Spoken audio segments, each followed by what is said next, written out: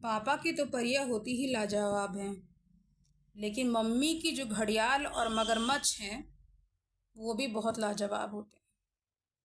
पापा की परियों की तो क्या कहने, लेकिन मम्मी के घड़ियालों का भी कोई हाल नहीं।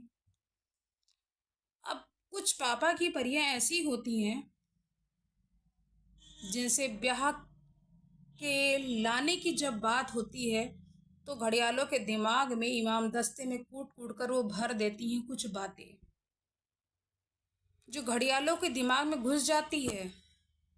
घड़ियाल वैसे भी आलसी प्रवृत्ति का पड़ा है, क्योंकि उसके अपने पास अपनी बुद्धि कुछ नहीं होती है।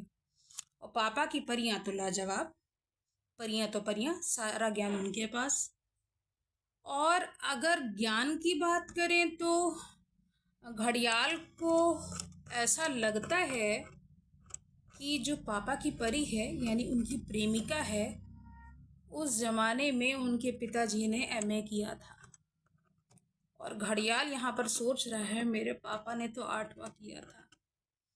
अब ये दिमाग में कूट कूट कर भरा गया कि भैया देखो, वारे घड़ियाल।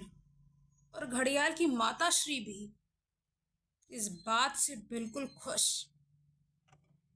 कि उनके पति तो कुछ ना कर पाए, लेकिन समधी तो उस जमाने का एमए किया हुआ मिल रहा है।